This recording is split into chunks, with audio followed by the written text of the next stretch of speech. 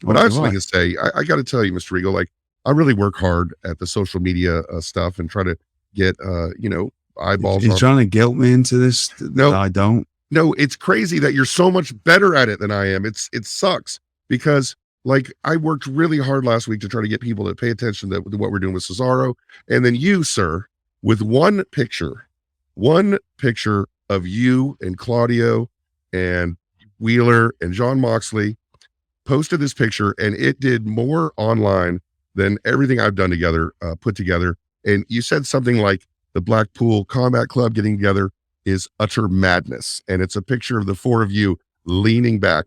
And I got the joke, but some people didn't. Can you tell us a little bit about the background of that picture? Yes. So the gentleman that took it, and I apologize because his name, everybody knows that meets me now. I try to explain to him. It takes me a long time to remember people's names. He's an English gentleman, the photographer. Please look him up. Look the picture up, the original, the black and white one, because he needs credit for it. He just asked me about it, and Madness were unfortunately, Brian's not there, but Madness were a huge part of my life growing up. I went through all kinds of different youth cultures, but when the second revival of, because the original ska was 1968 through 1970, and it was always around, but then there was a second coming of ska after punk had sort of left in the late 70s, and Madness were one of those bands that just caught on in Britain. I mean, I know they've had a few hits in America, but nothing like they were, and they're a national treasure in Britain.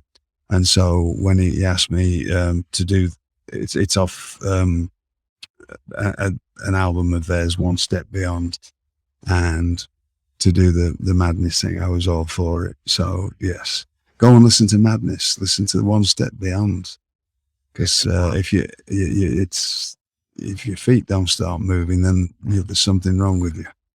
And for those of us, those Americans, of course, like me, they had a big hit in America, Our House in the Middle of the Street. Yeah. When you're my age, that was a big hit.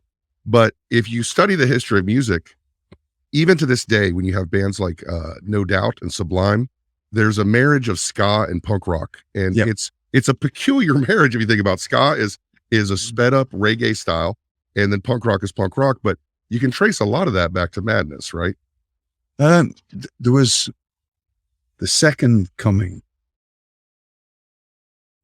There was the original Afro-Caribbean influence that came over to Britain in the late 60s with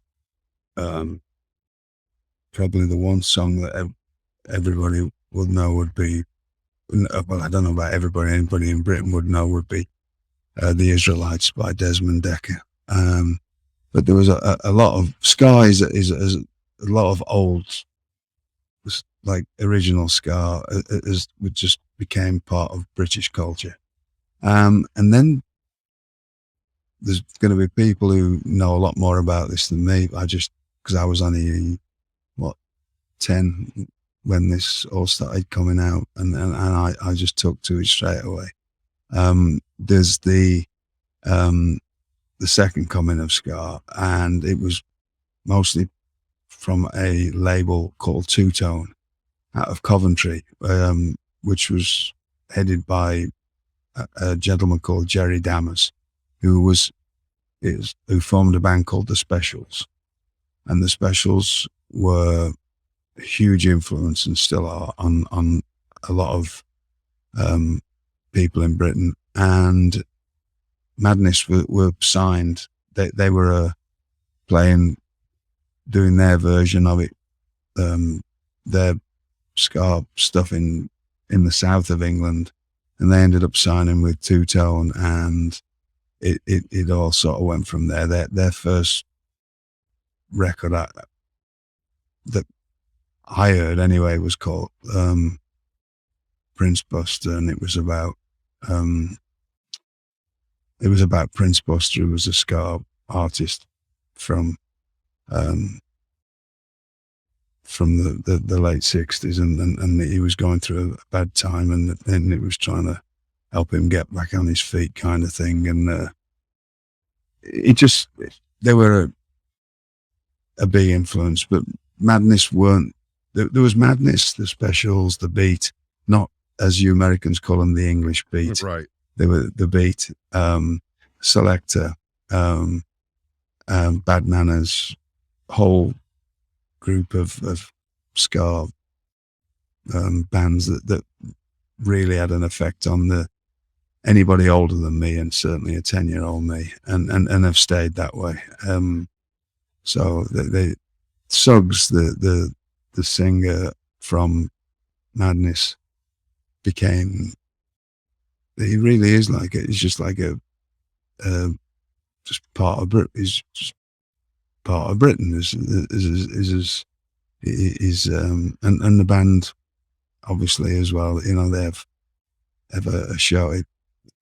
I hope it starts back up now, but that they run a thing called Madstock pre-COVID every year, where there's a big ska revival, and they've always been part of, since I was 10, part of British history. I mean, before COVID, I think there was a West End. Well, I know there was a West End musical about Madness, you know, which is basically Britain's Broadway.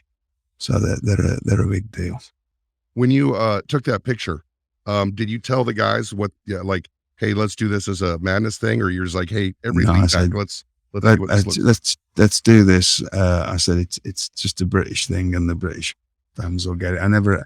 Because we were all busy, and I just quickly grabbed them. I said, fellas, can we just take this picture? And I don't know if I had time to explain it to any of them.